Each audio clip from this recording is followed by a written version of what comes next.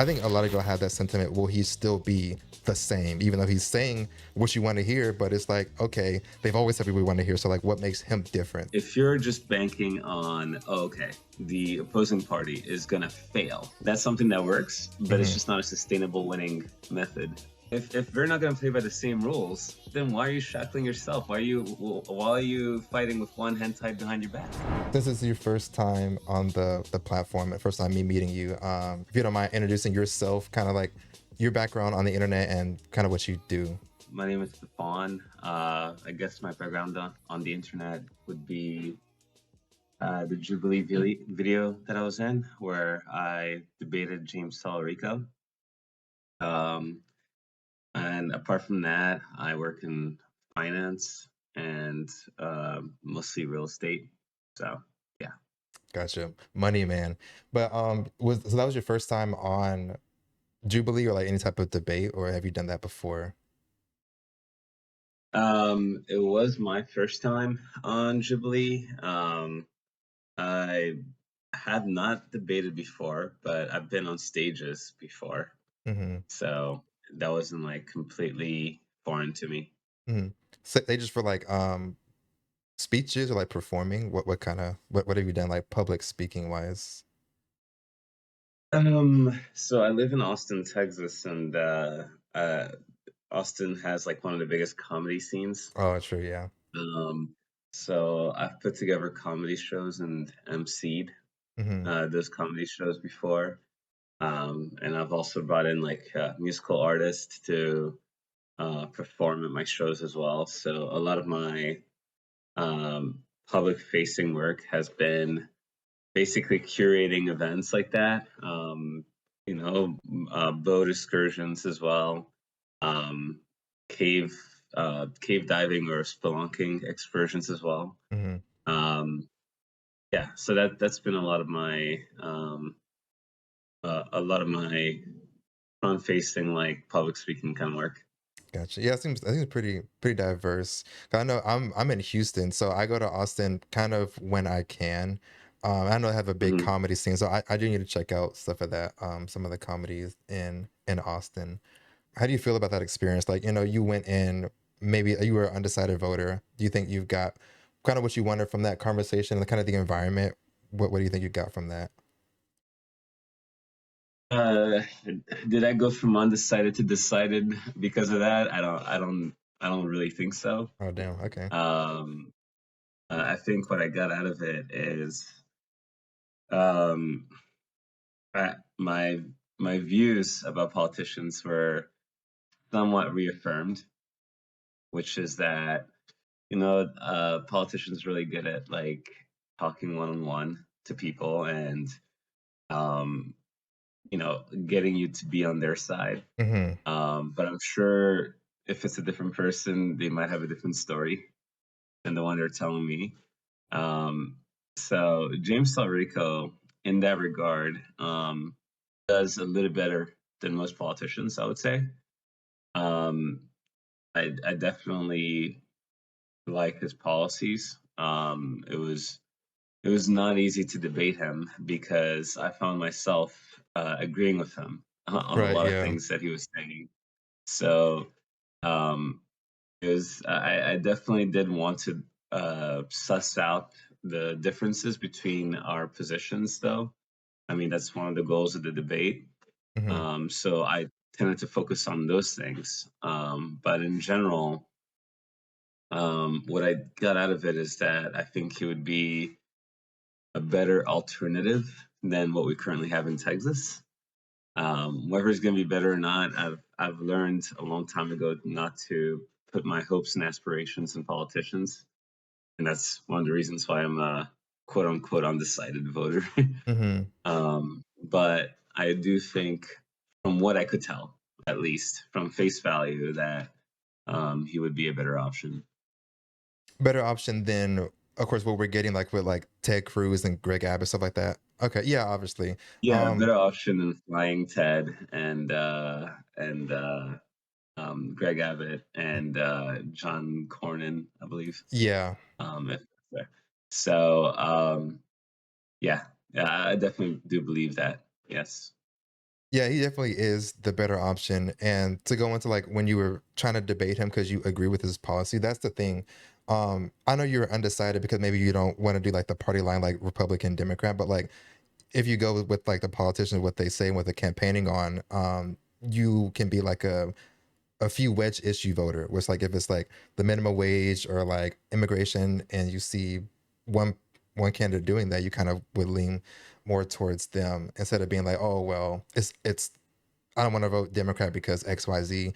You kind of have to. I think now it's a little more prevalent where you can vote for like who you like specifically and their policies instead of like being loyal to a party. I think is kind of what even he's trying to break out of. Like I know he's running as a Democrat, but he's still pushing more of like a general, like he's even pulling Republicans as I've seen. I think they voted for Talarico. I don't know, but they were saying like, oh, I would never vote for a Democrat ever, but then it's the first time I voted for a Democrat because Talarico is like really good. So I think that's a really interesting way to push politics in general, especially for Texas. Yeah, I mean, I think sometimes people forget that it wasn't too long ago that West Virginia, which is a ruby red state right now, was blue. Like just as recently as Obama, that Hmm. state was blue, right? So, yes, there are people here in Texas that probably have never voted Democrat, and there's probably a bunch of them. But this is also the state that elected Lyndon B. Johnson. You Yeah. know, the same state that it was basically a Democratic state for a long time too. So just because the pendulum has swung one way, like it shouldn't lull the opposing party to into a false sense of comfort Hmm. because it could also swing the other way. And the politics right now are such that I think for the first time in maybe generations, Texas could potentially swing blue. At least in statewide elections, I can see that potentially happening. So um, and unfortunately, this is due to a lot of I don't know if I can cuss on this, Oh, yeah, but okay, yeah, you can go ahead. You're good. yeah, this is really due a lot of fucked up shit that the current administration is doing. Promises they're not keeping. I think if we're not engaged in so many foreign conflicts, I mean, who knows? Maybe maybe this guy might convince people to give him a fair term, even though it's unconstitutional.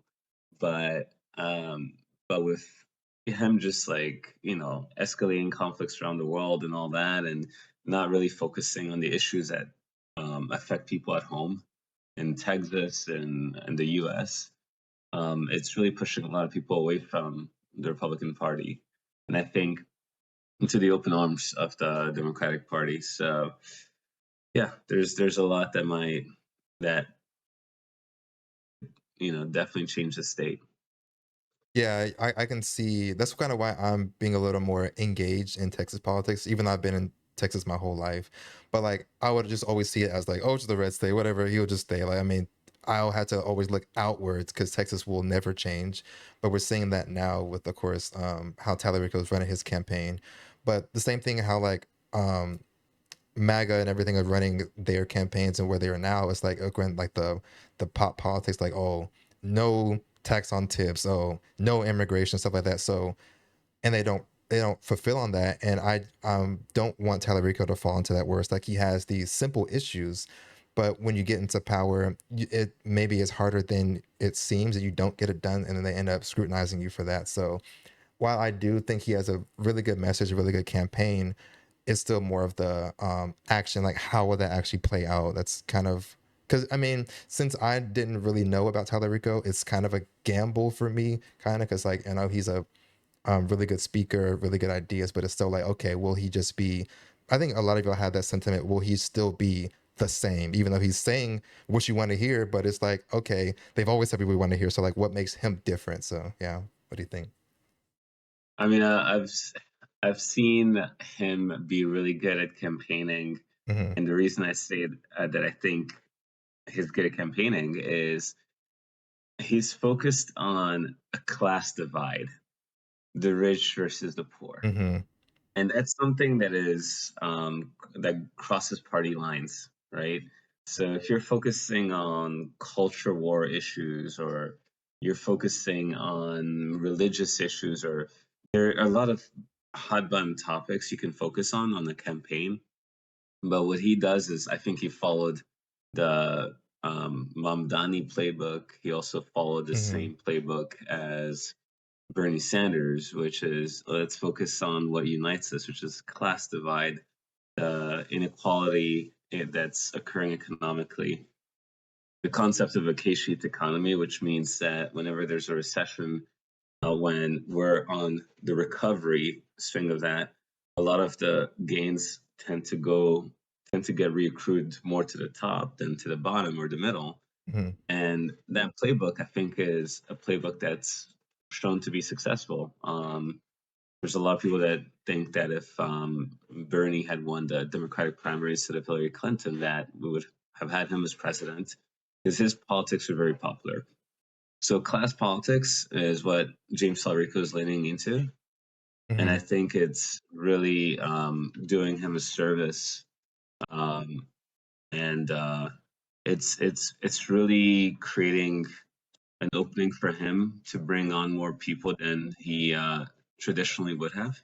Hmm. Um, and I think the reason for that is, when you're focused on bread and butter issues like that, like these are things that affect everybody, right? Um, if your mortgage is going up, if your grocery bills are going up, so those are things that are easier to translate across party lines than just straight up culture war things. So he's been playing a good playbook, I think. And if he follows that model, that the Ramondani model or the Bernie Right. Sanders model, I think his words, his prose, might actually translate into potentially good actions and good advocacy for Texans and for the American people. Hmm. Yeah, I don't think I disagree with anything. Only thing I will say, like, I I think I liked Bernie's policies, but of course he didn't win. He dropped out. I mean, we have Hillary Clinton run, so I wouldn't use Bernie as an example. Maybe for like the baseline of what you should be talking about, but like, I mean, for some reason he just didn't win. Maybe just they didn't vote for him. So I think like a Mhm. Mamdani type style is kind of what we need to go for. So I don't know if I asked it, but like, do you think that's the way forward with politics in general? Because even in the Democratic Party, some people still want to follow the status quo. Because in the uh, was it the primary election, running against him was Jasmine Crockett, and she also has the same Mhm. ideas, but it's like she wasn't doing the class divide. It was still more of the Republican versus Democrat. So do you think Republican versus Democrat fight is that like not as popular as a like an average voter issue than like um the class policies and everything? Do you think it's better to do what Talarico's doing and rather than like the Obama style and like even what I think Jasmine Crockett was trying to do? Um, the Republican versus Democrat um, sort of distinction is useful if you're the party on the outside that's not in the majority in Congress, um, and then also if the party in power is unpopular. That is a recipe for success every other election, right? But I Yeah. think a policy for sustained success is if the party actually puts forward an agenda that's very popular and consistently sticks to it, regardless of the pressures from outside donor groups, right?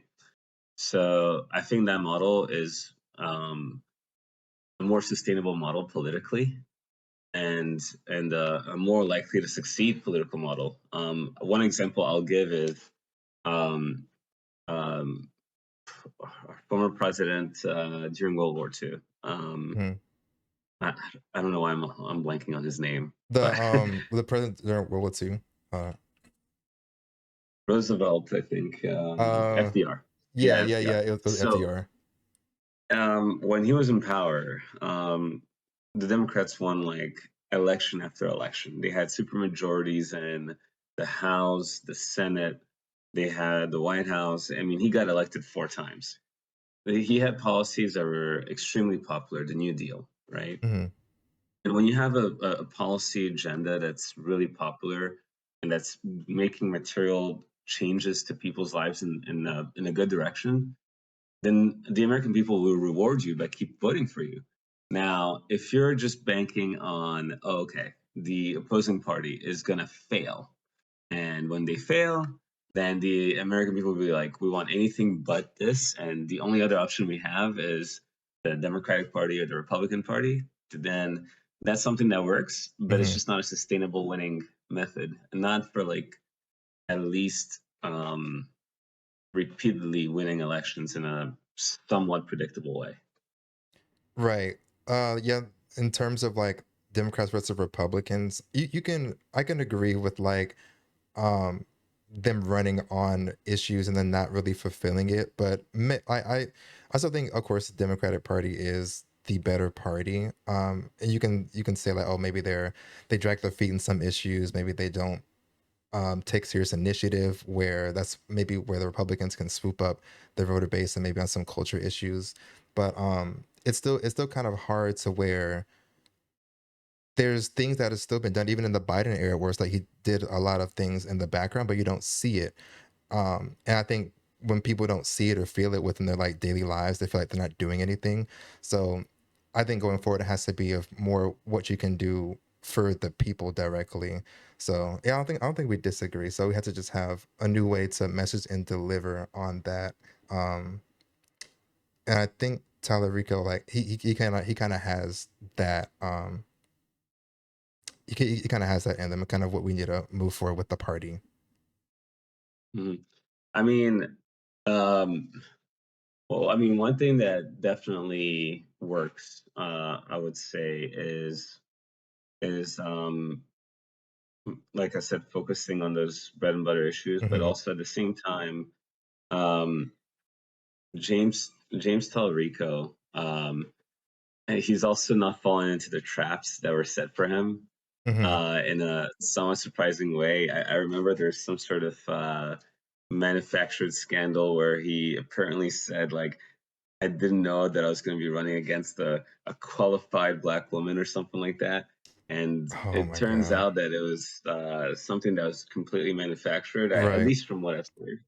So they've done their best to sort of trap him in into a box that he's done a pretty good job of like staying Yeah, I staying think out I of. think even Trump tried to Um, go after him about his like obviously like going against like JD Vance and Trump, and they think I don't know if they tried to take down one of his late night talk show interviews, stuff like that. There was a little controversy. Like yeah, he was like oh yeah, which he also stood adds more fuel to the fire right, if right. you're the opposing party. You're like trying to suppress the opposition makes them more popular, Hmm. right? So, um, and I mean, look, I think the Democratic Party has definitely gone very far from what it used to be.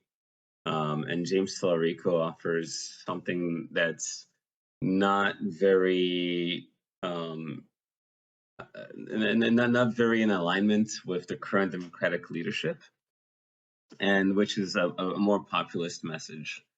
Um, and the only thing I do worry about at the end of the day with all of these politicians, and the reason why I remain not an undecided voter, but I would say rather an independent voter, is a lot of times I look at where the money comes from. And I think that's the most important thing to look at when you're trying to assess who to vote for. Is the politician some like who are they getting money from? Are they getting money from this group, this the oil and gas group, the pro-abortion or anti-abortion group? Like who are they getting their money from? If and you look at that, you can tell like most likely what their actions are going to be when they're in office. And as far as I can tell, James Storico has um, kept his head above water in terms of that, and hasn't been accepting money from, I would say, influential groups that would influence him to be in to take like actions that are against his constituents. Mhm. So um so yeah, so I think he's still ahead of the competition, at least in the Democratic primary he was. Now, is he gonna succeed in Texas? That is a big question mark. Yeah. You know, big question mark. Yes, it's like I am. There has to be full support from like the Jasmine Crockett voters, even like the independents to rally behind Talarico. Not that you get to put your faith in one guy. Like I'm not saying like he's the guy going to take us up, but like that type of idea has to really sway all of us. And I think the in the money sense, we it's kind of weird how money works in politics. Because they will have this messaging and then you look about who they're funded where it's like of course they're going to be funded by things they agree with, so but I don't necessarily know if that's bad. Like if I'm like a democratic candidate getting funded by democratic policies and you know they're a democrat, is that considered bad, or is like it's just all money coming from some third party you don't know where it is that bad, or it's just like It's to me, it's bad because that means whoever has the bigger wallet mhm, has more influence, right? Um, I like the European model, and I believe the Canadians do it similarly too. And not every country in Europe, when I say the European model, not every mhm, country in Europe, but they do publicly funded campaigns. Actually, in New York City, they do something similar to that, where if you get a certain number of signatures, I believe you get a certain amount of dollars to campaign for mhm. election. Um, I feel like that is the most democratic way to like suss out who's going to be a good politician, who's going to be a good representative, a good advocate for their community. Because when you do publicly funded elections, what that means is basically everybody gets a similar amount of money, and that's what you have to campaign with. And also, if we had like shorter election cycles, like I don't know, like Trump got elected in 2020, or is it 2016, and the moment he got sworn into office, his first step was to like start his campaign for re-election. It's ridiculous that we have this Yeah. ridiculously long campaign seasons. In Canada and Europe, like most campaign seasons are like somewhere between like 4 to 8 weeks. So I think if we condense the campaigning season, that would mean that you don't need as much money to campaign, which would also mean that you give these outside groups less chances to make an influence, because what you want at the end of the day is the politician to be influenced by their constituents, not by whoever's giving them the largest check. Mhm. So condensing the election cycle and also doing publicly financed elections as opposed to donor financed elections, I think that would make a big change. Yeah, I don't think I disagree with that, because I mean, they're either in politics you have to just be transparent with everything you're getting, even if it is from a third party donor, and then they have the right to criticize you or not, or just have less funding. Because in the politics world, at least now, there's a lot of money incentive to go into politics. Not like maybe not to run as a politician, you kind of have to take a little bit of a pay cut, but like to do like the media stuff and like push the message and support everything. It's there's a lot of money to be had in that. So and in terms of not term limits, the campaign season, I never thought about that, because definitely between because now from Texas primary until the midterms, that's it was February, end of February, and now it's going to be in mm, November. So that's a big season of nothing for like the average person, even though the politicians, they're campaigning really hard, trying to get their voice out there, trying to get their donors to support them. But in that middle time, yeah, a lot of stuff gets lost. So it's like really, really quick in your face, like, oh, this is gonna happen. and this month and the next month this will happen. I think that's a pretty good way to approach it. I didn't think about it like that. Yeah, it'll just incentivize probably more action because again, 4 years, and these midterms, like it's just there's so much time in between them, people just forget. So I think a shorter cycle would be pretty good. Yeah, I mean, people forget, or if you just have constant campaigning that's like never ending campaigning, people become apathetic. They Hmm. just stop caring. They become numb to the messaging. So I think having a shorter campaign season is good for everybody involved. Hmm. So have you always been like you're undecided, but you said you're more independent. You say you're independent third party ish, or you just like kind of never been um assigned to a party. I guess it's been a bit of a journey. Hmm. I definitely used to feel like I identified more with the Republican Party, and then over time, I felt like maybe I identify more with the Democratic Party, and I Hmm. went that direction. And then at a certain point, the turning point for me was really, I guess, 2016, Yeah. 2017, when I saw the election, when the whole mainstream media was like, Hillary Clinton's got it in the bag. She's gonna win, and she's gonna win in a big landslide. And it, Hmm. it was like the opposite, right? I mean, she did It win. She made me still won the popular reassess. vote. That's we don't forget that, but she still lied. Yeah, oh It yeah, was I pretty mean, bad. you are right about that. You're very much right about that. And it also bears saying that even though Trump won this time around, that he, he won by the slimmest of a majority ever. Hmm. And I think in almost all our nation's, presidential election history. So when that happened in 2016 with Hillary Clinton, I was like, okay, maybe I need to reassess the messaging that I'm getting from media, from pundits, from the people around me, and maybe I also need to reassess after seeing the first 4 years of Trump in from 2016 to 2020. I was like, it wasn't the apocalypse that people said it was going to be, Hmm. right? Um, I would venture to say that this time around it is the apocalypse. I mean, we're on the brink of a bunch of wars that we've already started.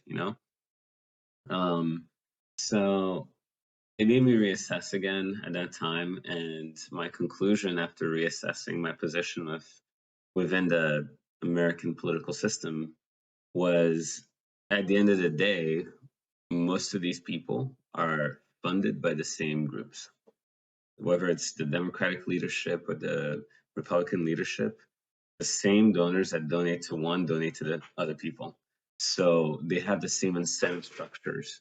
And so the other thing is we don't really have two options. And when we go to the ballot box, and one of the reasons why I remain independent is I think we have a conservative party in the Republicans and a light conservative party in the Democrats. We don't really have a conservative and a liberal option. We just have like hardcore conservative and light soft core conservative, I would Hmm. say, Democrats. So, and if you want to like get a better understanding of what I mean by that, look at like the UK, or a few other European examples I can come up with. But the UK, which is another English speaking country, um, the Conservative Party has policies that would make Democrats blush. Like they talk about universal healthcare, they talk about free housing and all this stuff. Like, I mean, the policies that they have are Bernie Sanders type policies. Not all of them, obviously. They have Hmm. some pretty conservative positions too, especially when it comes to culture related topics. But they their version of conservatism is closer to a Bernie Sanders or Democratic Party version, right? So when you look at those parties in the US, you got to keep in mind that like in comparison to other Western developed countries, we are very option limited in what policies are made available to us and the candidates we vote for. Yeah, I feel like I had that same sentiment of like, I think, I don't know if you agree with this, but does that come from like both parties are the same type of mentality? E- I guess a little bit. Yeah, I do feel like they're the same. I do think there's some things that the Republican Party does that the Democrats would never do. Um, but in the places that matter, which is like economics, your pocketbook, healthcare, etc., I think they're the same essentially, more or less. Okay. Uh, so the thing is like, obviously, like you mentioned that they're getting funded by the same groups. I don't know, I have to look into that. I don't know like if they're being funded by the same people to push the same things because I mean they're focused on different issues. So I'll have to look in that a little more. But in terms of them being the same, I would disagree because while I know the messaging isn't that good with Democrats, I wouldn't just say that they're basically the same because, you know, there's like a super hard conservative and then just a light conservative because you kind of have to realize whatever is electable, Democrats will put that up. And unfortunately, like a lot of the Bernie Sanders stuff, and I know people point to Mamdani, but like he's in a pretty blue area with New York. But a lot of the stuff that people want, like the universal health care, is always getting shut down because it's like it's a hard thing to really campaign and push because it's not appealing to like, oh, how is it going to get done? People always bog it down with the logistics of it and saying like, okay, this needs to happen. So um, I don't know. I was on the same thing of like when Trump kept winning, you know, he won against like, oh, both parties the same, but you still have to come down to okay, what are the issues they are fighting for, and who are the people in place to get that done. And really, the only thing we need to do is restructure the Democratic Party or probably all politics as a whole, because we need the old people out. That's the one thing we need: new voices, new ideas. So for them to not feel the same, we need new people. So again, that's why Talarico is really good. Mamdani is good. We need new faces, new voices because while they seem the same, it's because a lot of stuff is incremental change, at least in the Democratic Party, and then Republicans just kind of do whatever they want. It seems pretty helpless, but um, I think for me it's more of like okay, we need a personnel change within the Dem Party. So okay, there's a lot to unpack there in what Yeah, you just I was said. kind of doing that.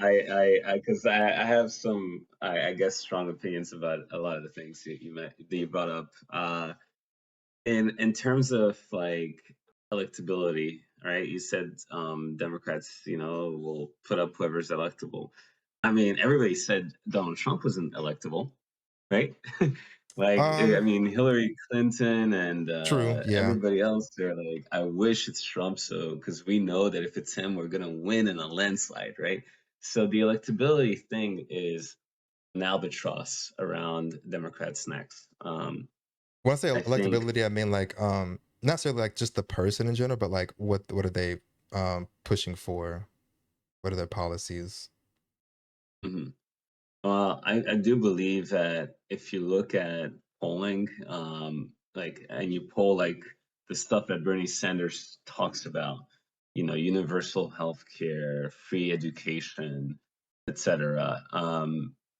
Like it's got like supermajority support in America, like 70% of Americans support it, 80%, you know, like those policies are really popular. The only reason why we don't run candidates that like those kind of policies is because we have an incentive structure that prevents politicians that have those policies from succeeding. We have a party system that prevents that from happening. We have an electoral system that also prevents that from happening.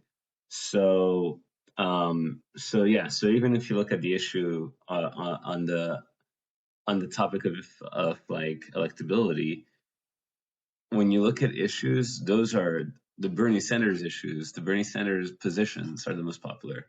Um, You and just real quick, and you I know those and popular, Donald but like Trump's I'm just positions wondering, are the most huh?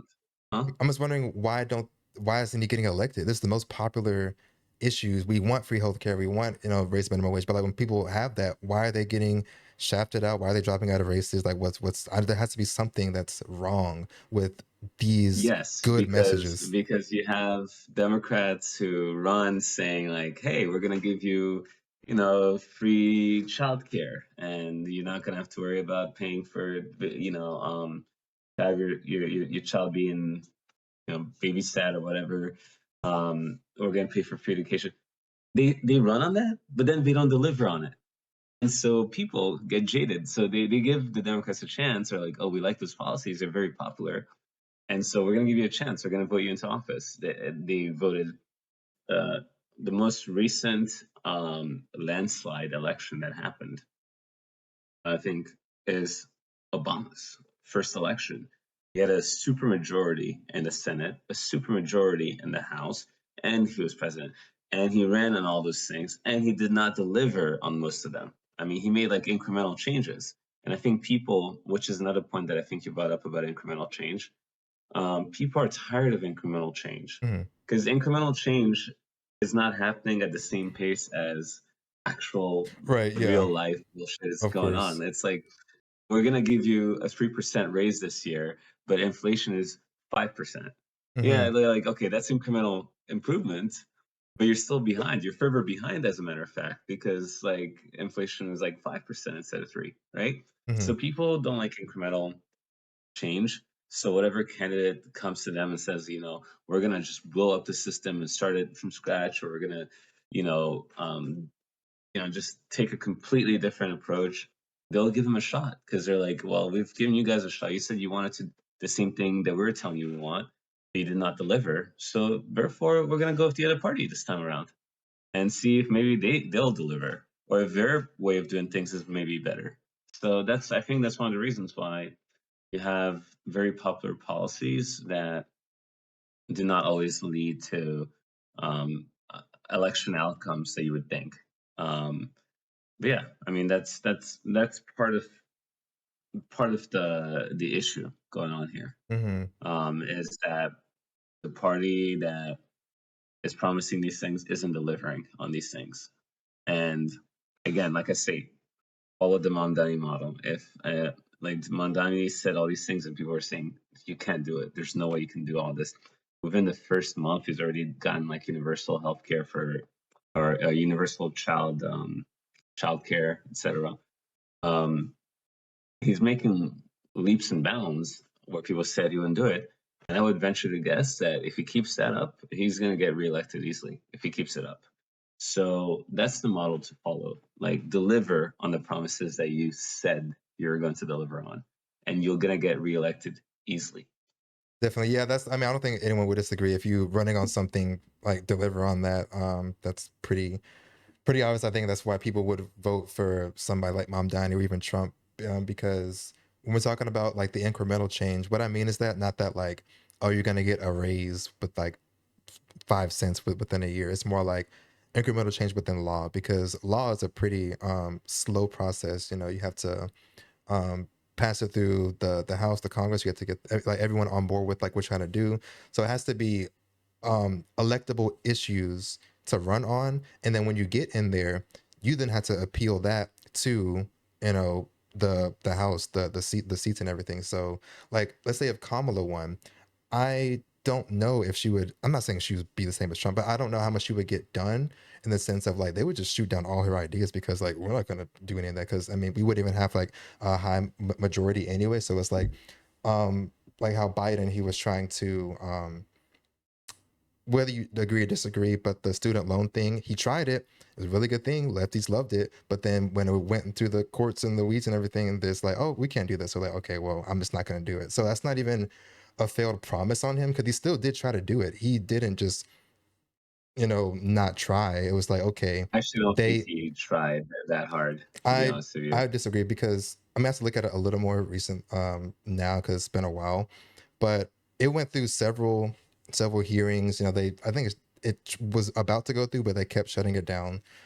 So it's like I agree that it's bad to not run on or deliver on the issues you promise, but it's still like we're still trying to, we as in Democrats trying to play the rule of law, trying to do things democratically and not just like blow up the system, because blow up the system is super catchy, make America great again, whatever. So it's like destroying the system, yeah, that works, but it's always going to be like that if that's all we're going to go for. It has to be the changes within, not just like blow it all up and just do a whole reform, because that's kind of Trump's what Trump is doing. Take out the Department of Education, take this out because why? Because so it's like I feel like it has to be just a little more intentional with like the laws we're trying to pass, and that goes into incremental change, which seems not very rewarding because like Biden, he was pretty good, but he didn't seem rewarding, and we still got Trump. So it's like I don't know, it's a little tricky. So when you talk about like you have to go through the House and the Senate and all these things, and it makes it really hard to make these kind of big changes that we're discussing.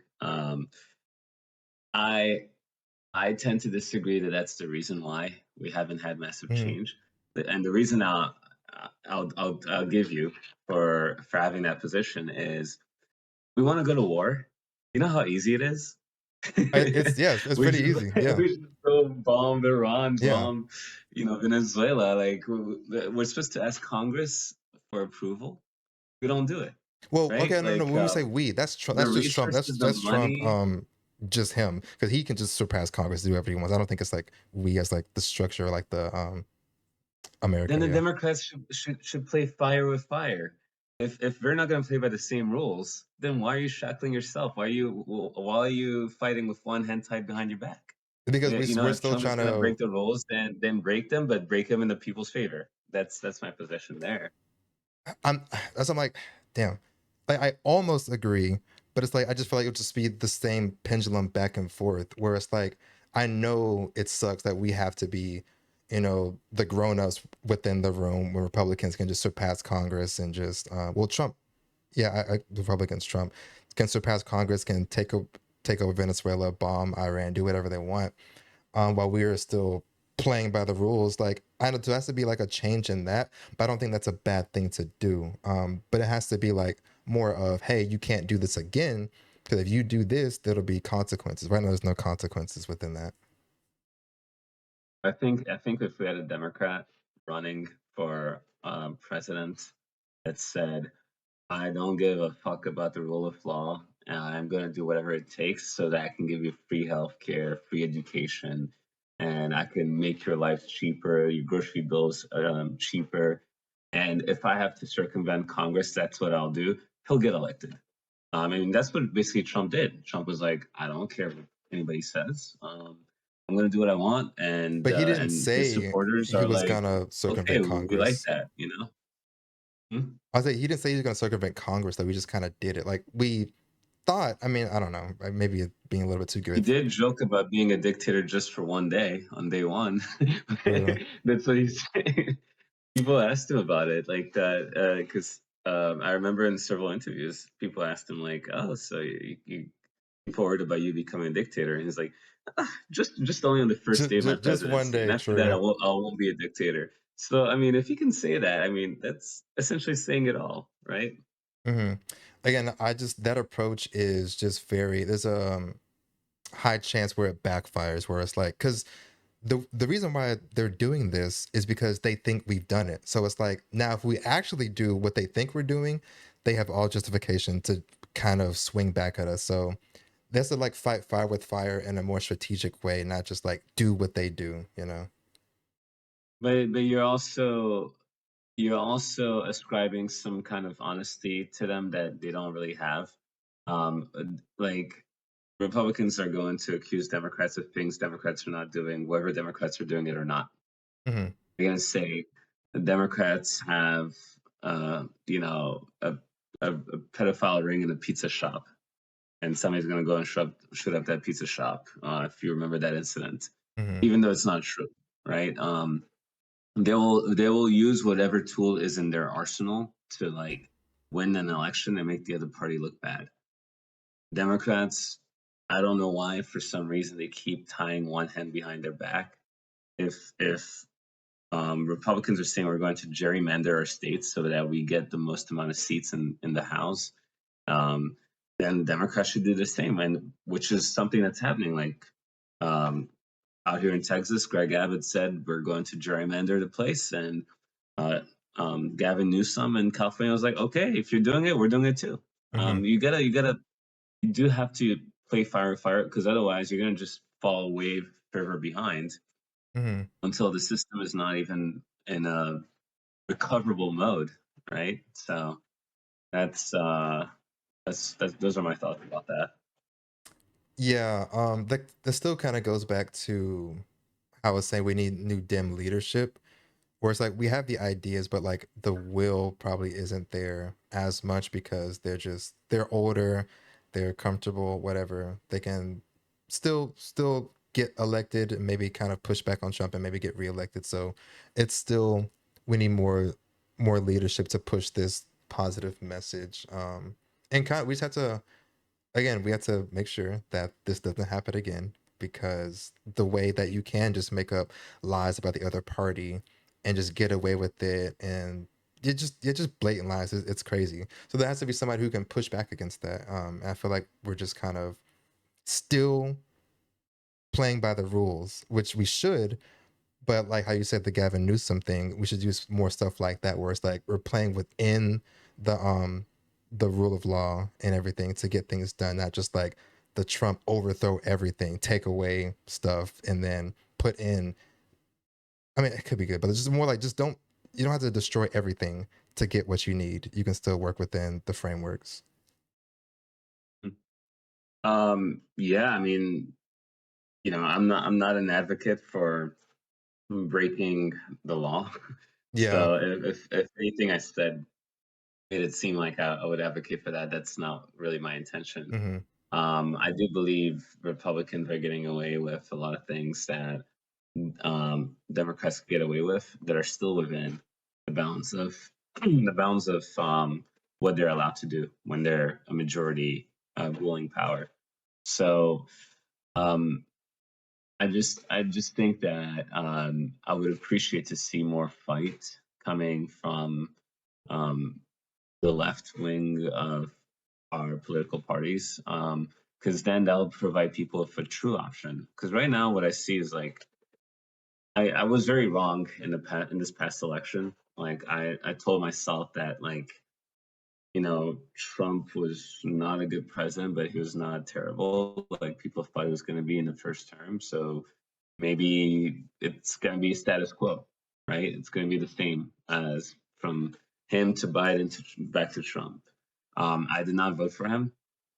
As a matter of fact, I did not vote for either candidate because I was just very jaded by both their actions. And for me, a lot of it is also like foreign policy stuff that like both parties have the same foreign policy, and I hate that. When you say And they, you talking about when you voted for like Kamala versus Trump or Biden versus Trump? so when it's Kamala versus Trump, Okay. I voted in when it was Trump versus Biden, I voted Biden, but after that, I um, didn't want to vote either Kamala or Trump because I was like, we need a radical change in policies in the U.S., but also in foreign policy. And I wasn't seeing any sort of change or any sort of difference in their messages from the Republicans and the Democrats. So I was like, well, voting for either one is voting for the same thing. And I thought it was going to be status quo. Where I was wrong about that is it's been way worse than I thought it was going to be, than I thought it could possibly be, which is that, I thought that the economy would be relatively stable. We wouldn't be getting into more foreign conflicts, and just the opposite has happened. Hmm. Um, so I do have a little bit of regret of not maybe weighing my voice more heavily in on the election in 2024. But um, at the same time, the party's got to do a better job at getting jaded voters like me off their couches and into the booths by providing compelling messages. Mhm. Yeah, I feel like the jaded voice crowd, that's more they kind of would vote Republican because their messaging just seems to be better but to sweep in if voting on like one issue like I don't know, the economy, they can make the economy sound like they're going to do something different so they end up voting for Republicans. Um Mhm. and in the sense like I understand not really wanting to vote for Kamala. Even though I did vote for her, I think she is obviously the better option. But honestly, I don't know if she still was the best choice as the face of the Dem party. Even though I think she, of course, would have been better, but I don't think they would have been the same. That's kind of what I don't know if that made her lose, but then there's a lot of like the voter apathy was like I'm just not gonna vote, so that may have hurt her chances getting elected in that. So, and it was a lot of left leaning people and independent voters who just didn't vote, and that kind of hurt the turnout. So we need more turnout. We need better messaging, different people, because even though I think Kamala is okay, I think she's fine, but she shouldn't run for president again. I think she should do something else. I think, Oh, um, I hope not. yeah, Yeah. It's funny because like in 2020, um, I I initially was a big fan of hers, and hmm she quickly lost me as a fan. yeah, And so with this particular election for her, I think one of the things that really put the straw that broke the camel's back for her is she did not make enough of a distinction between herself and Joe Biden. hmm She I basically hear that was a lot. running on, I'm going to be Joe Biden 2.0. And she didn't realize that, like, maybe she did and didn't have the will or the capacity to. But she didn't realize that people didn't want Joe Biden 2.0. They didn't want a second term of Joe Biden. They wanted somebody significantly different, right? hmm And so if she had made an effort to distinguish herself as a candidate from Joe Biden, she probably would have done better than she did. Um, so I think that's what really killed her campaign. She had the same foreign policy as Biden, the same domestic policy as Biden. So then people are like, then what's But the it's still, I point mean, of? it's very unprecedented because it's like she still is the vice president of the current president. So it's like how I really don't know how much do you change when it's you're still advocating for the same party you're in currently. Like I know you can still have differences and ideas with the policy and how you want to do it, but like from the bottom line, like the foreign policy, I don't know if that would have still helped her if she just completely was different than Biden's policy on foreign policy. I don't know. I would tell you this. So if you were to look at what Biden was doing at the time, you look at his domestic agenda and his foreign policy agenda, and you looked at the results, and then you polled the American people and said, like, do you like this? Do you not like this? Biden had some very unpopular actions he was taking. If she had just distinguished herself on the unpopular actions that Biden was taking and embraced the popular ones he was taking, she would have done better. Is what I'm saying. Because like that's what a politician ought to do. And if she doesn't have the capacity to make that case for herself, then she frankly should not be president of the United States. So that's what I was trying to get at when I was saying that she did not distinguish herself. Because if if JD Vance runs for president in 2028, God, oh God, Hope if not, bro. I hope he just fades out of existence, bro. That we don't need to see him ever again. Yeah, we're in the wrong timeline in yeah. the Marvel The universe fact that here. we're considering JD Vance to be, yeah, it's we're cooked. Yeah, but like if he does like run for president, like he's got to distinguish himself from Trump on the stuff Trump is unpopular for. Like Trump is not winning anybody over for attacking Iran or kidnapping Maduro in Venezuela or being very belligerent with like, oh, now we're gonna take Cuba and Greenland and blah blah blah. Like, if JD Vance runs, like he needs to distinguish himself from that and say like, hey, he did this, but I disagreed, and I don't want more wars all over the world, etc. Mhm. Otherwise, if he says like, oh yeah, everything Trump did was amazing, and I want to be just like him, he might win the Republican primary, but winning the general election when people have just had 4 years of that, he's gonna lose. Mhm. So that's why I say the same for Kamala. Kamala should have like made a significant distinction between herself and Biden, and she would have had a better shot.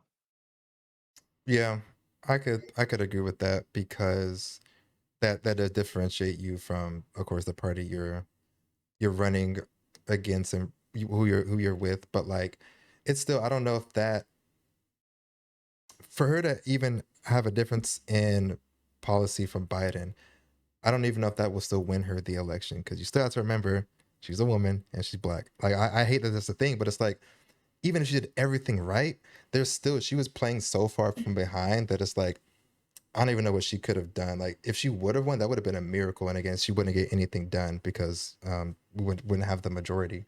But it's still, it's kind of like this is where probably the um voter apathy comes in, where it's like, well, if this, it doesn't matter, so I'll just vote this or not vote. So um it has to be just like a change in that. So I agree. Like if JD Vance ran, he needs to do something different because you can't run on Trump's policies because he was pretty unpopular.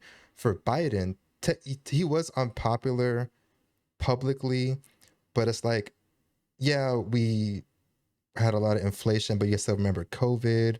Like the economy was doing okay at the time, but I think they should have pushed for better messaging that it's not just like perfect. Like they probably think, oh yeah, it's fine, which it was good. It was coming back to where it should be, but it wasn't. Like the average American wasn't really feeling that. So I think you could have pushed stronger on that to where it didn't seem so dire because they were able to swoop in and take the messaging like, hey, look, remember when gas was $5 and when Biden came in? So I think they should have stronger messaging on that as well. And just being honest with the party, like because I don't think Kamala was 100% honest with what she wanted to do because I think she still felt tied to Biden. Her campaign was just, she was so cooked, bro. There's nothing she could have done. I'm not gonna lie. Mhm. But yeah, just better messaging, be be more proactive with that and don't let them hijack your messaging and talk for you basically because that's what they do all the time. They just say what we want to do and who we are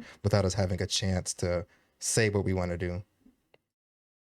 I mean, I'll give the Republicans this. Like, they're definitely better at messaging than the Hmm. Democrats.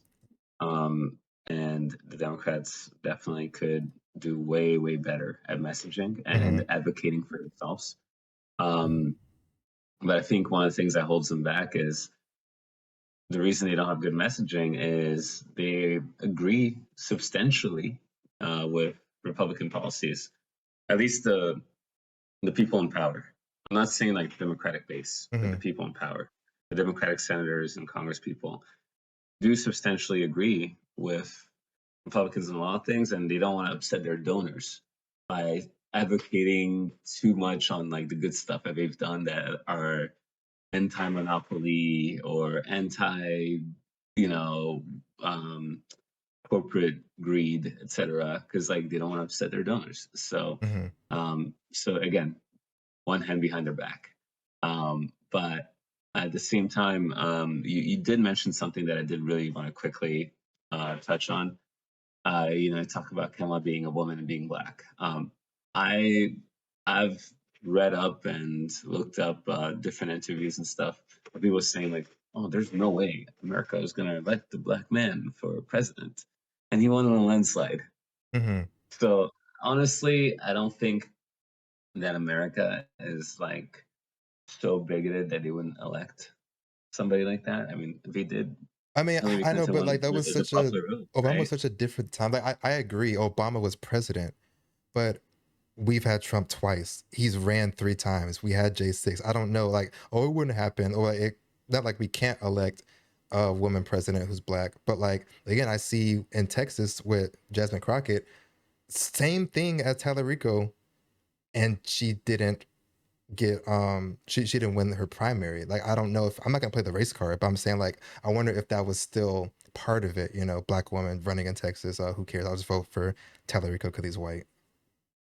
Well, that's also that's also a function of her not campaigning as effectively as Talarico, Right? Yeah, I because think she was still doing I can the tell you this: Democrat Republican I've thing. heard of Yeah. Talarico, I've heard of Jasmine Crockett, but I've heard more about Talarico because he's done some provocative things that keep him in the spotlight, which is important when you're running for election. Hmm. And she, for whatever reason or another, has not done that same sort of things that get her in the spotlight. So um, it's I feel like saying that it's because she's female or black is too simple of a reason Hmm. to like justify like the outcome. Like there's a lot more that goes into it. And at the end of the day, I think people are more concerned about the message than a messenger. And James Talarico, he's been like harping on like the top versus bottom. Like if you see all his ads, he talks about Hmm. top versus bottom. It's all about class, right? And that's a very effective message. I don't know what Jasmine Crockett was running on. I haven't even heard an ad at first, right? So I like you're right. I don't like see too many it hasn't ads, reached even my though yeah, ears. you're right. So I'm just saying, like he has a consistent message that he keeps harping on, and that it's like Trump when he was running, is like, "I'm going to build a wall. Who's going to pay for it? Mexico." Everybody knew it, right? Like that was the theme, Messaging, definitely. and the messaging was great. So not that I agreed with it, but like Yeah, yeah.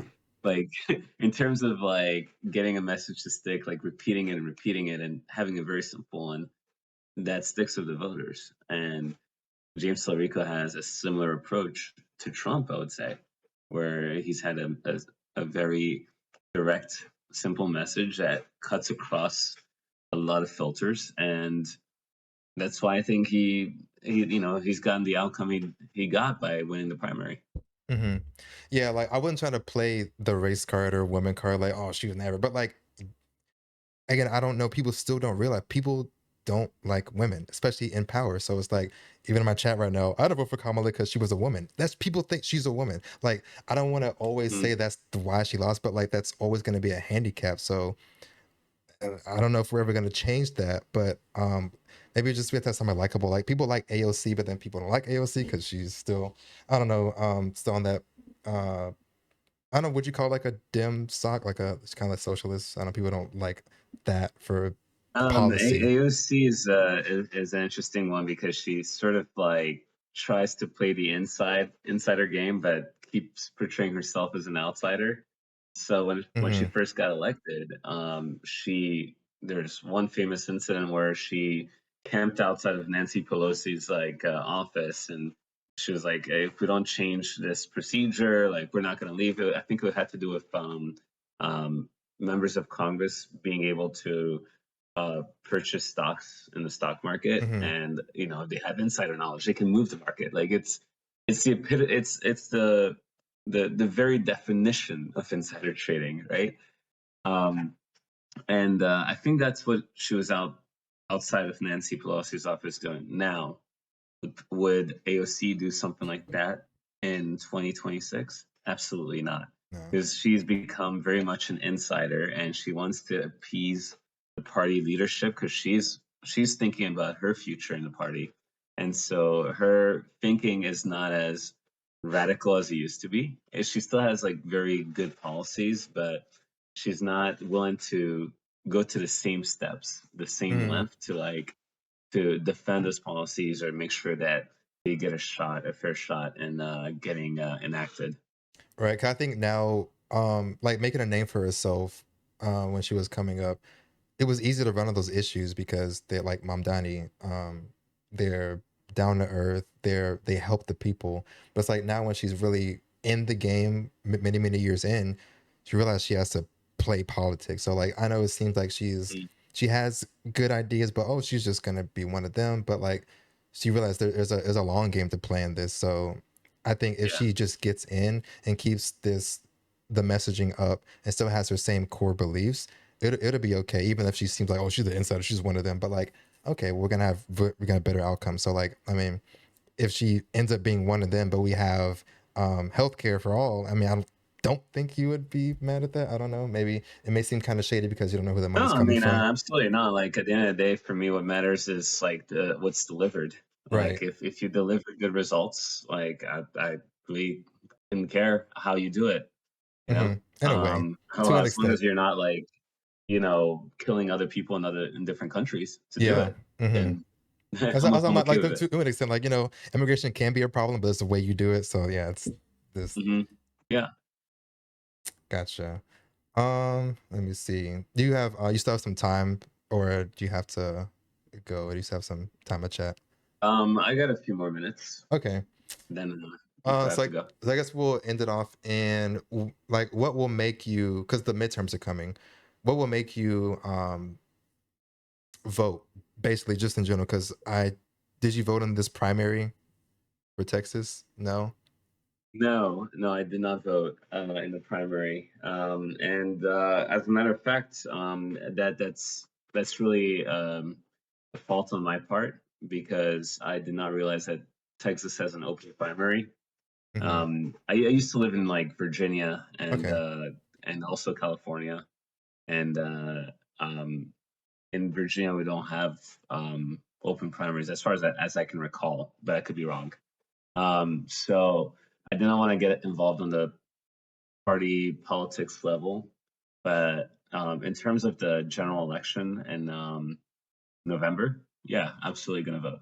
hmm You're gonna go full force for Talarico? And what would make me vote to answer the second part of your of your Yeah. question is if I feel like I have a really good option on the table and that I have two stark choices.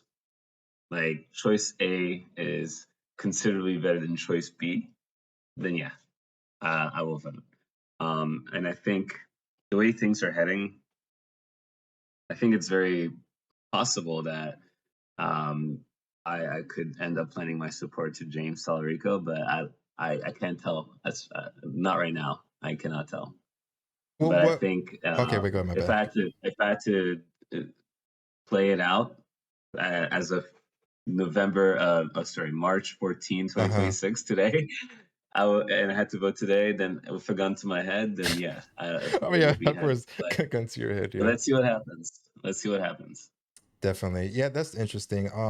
It's just more like because I know you seeing how bad everything is with um the administration, and there's still this kind of like hesitancy to vote for even Talarico. Like again, I'm not trying to say it's like a fault of you, but I'm wondering where that comes from. Where it's still like we know the options, like, and again, we maybe not like what all Kamala did, but like she's not Trump, and I know we need to run better things of I'm not Trump, but like it's still what are the options that we're really weighing here? Like if we can obviously see. Yeah, that sort of thinking is I think dangerous hmm for people in power. But I agree, the options Because aren't the if you're best. banking Yeah. on people are gonna vote for me because I am not Trump, hmm what happens when Trump is no longer around, like 2028, hmm right? And you can't run on I'm not Trump. Right. And also, I think the the people in power, the politicians, they need to pay a price for not having an agenda, for not following through on their promises, right? So I don't want to reward Democrats by voting for them if if they take my vote for granted, which is what they're going to do. If I just keep voting for them because they're not Trump or they're hmm better, and then my vote is taken for granted. You have to pay some kind of price, and that's the price you pay in the American political system. Is you're out of power. You can't enact any agenda that you'd like. hmm Yeah, the just I'm not Trump motto cannot be enough for me. Right. You have to have something beyond that. You have to have an affirmative, forward-looking message beyond I'm not. the opposition. Definitely. Yeah, so I think that's the biggest takeaway from the conversation and how we should move forward is what can you do moving forward with the messaging. And again, I also advocate for different faces. Um, but yeah, I'm interested to see where this goes. I think Talarico has a really, really good shot. Because even my like normie friends on like Twitter and Instagram and Facebook, I'm seeing their support. Like, oh, Talarico, he's gonna be Yeah. in the midterm. I'm like, oh, like I didn't know you knew about this. Like, but like, yeah, so I think it's like a really big support for him and for the opposition. What's his name? The Republican he's going against? Khan. That's what I was see. I forgot. The fact they have to think about it means he's Yeah, not doing a yeah. I mean, good cause job at campaigning, right? true. What's it like? Cause in the race, there was of course two Republicans. Well, there was three, but like the two that were in the top, they were kind of tied with like 46, 45. So we kind of won. With the Um, lieutenant governor or at AG, yeah. Ken So it's like Paxton. their votes were kind of they were split between themselves. Where like, yeah, we were split um within like Crockett versus Talarico, but then we still had the same underlying plans for what we want Texas to look like.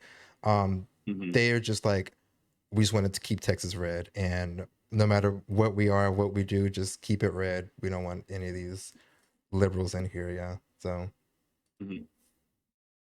Yeah, I mean, I think Talarico won with over 50%. So I yeah, think that's why it there's was like no 51 and Crockett had like 46 or something like that. Yeah. yeah. But that's not the same result on the Republican side. Mm-hmm. I think Ken Paxton got like 40, somebody else got 40, and somebody else Mm-hmm. got like 10 or 15. So it seems like there's more of a split within the Republican Party in Texas Mm-hmm. than there is on the Democratic side. So that's going to be interesting to see how that plays out in the end. But um, at the end of the day, on the Republican side, especially, but also on the Democratic side, people rally around whoever the party chooses and they'll support him. So I wouldn't like sit comfortably if I was a Democratic Party leader, like and think like, oh, we got this in the bag. Oh yeah, no, Well, we don't. We no, don't. Yeah. especially not in Texas. Yeah, no. You know, like you gotta fight. You gotta fight for every vote as a liberal. But it's yeah, it's a much tougher landscape. So they have to stay on their toes and like make sure they're doing everything they can. And it's a good thing that we're all talking about James Talarico, but we're having trouble remembering who the opposition is. Yeah, Right? yeah. So they're already ahead, but that could also change. You know, the more money's poured into the campaign now, once both parties have their own candidates, it's going to change. Gotcha. Yeah, I think it's a good outlet looking forward.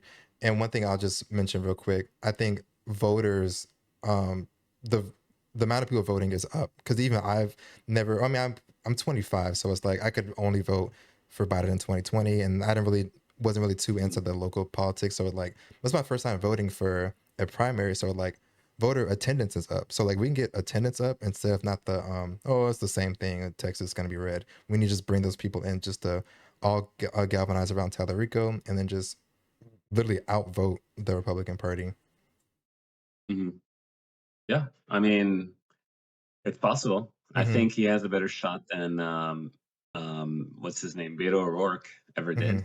So I don't know if you're familiar with Beto O'Rourke or not, but you know, he ran for Senate and he ran for governor, and um, he made a valiant effort. But I think right now the conditions are such that this would be, you know, the once in a lifetime kind of shot for a Democrat like Talarico to break through Mm-hmm. in Texas. Gotcha. Before we go, what are two things you want to see like changed in Texas? Like can be minimum wage, whatever. Like what are two things you're kind of like what would get your vote? In Texas in particular, Mm-hmm.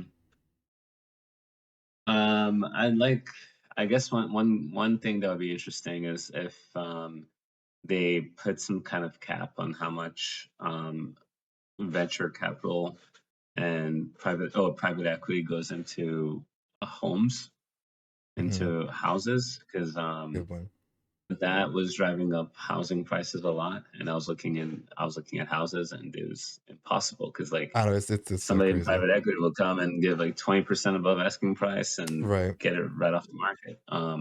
So if they do something to control housing inventory and cost, that'd be good. We're already on a sort of decline in terms of prices because the economy has been pretty bad Mm-hmm. in Austin, where I am in Texas in general, but also in the U.S. in general.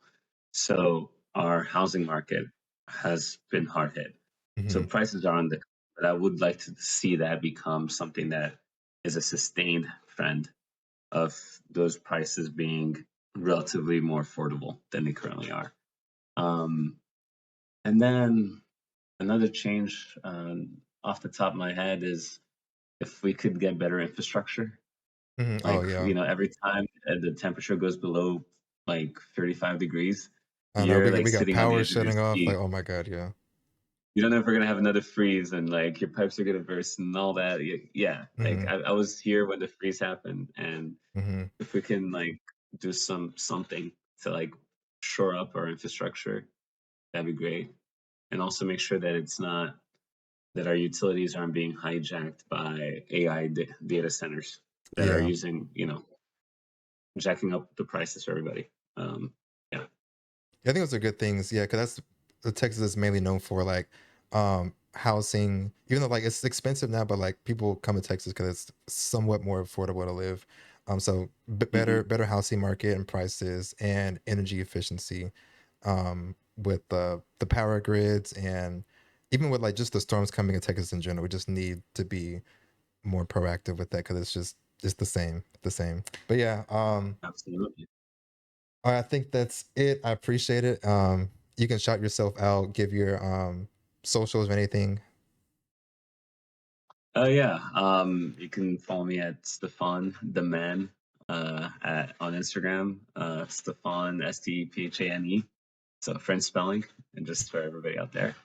Hmm. Um, yeah, that's the best way to find me and follow me. I am on Twitter, but or X as it is now, but I don't really ever go on it. So you Hmm. can find me there at Iran Kunze, but otherwise, Instagram the way to go. Gotcha. And if you want the video or the VOD, I can send it to you, and you can do whatever you want with Yeah, the. please. You can clip it. You can do whatever you want with this. So yeah, Yeah, please send to me. Yeah, gotcha. But all right, appreciate you talking, and we'll stay in yeah, touch. All right. yeah. Sounds good. All Take right. care. Take care.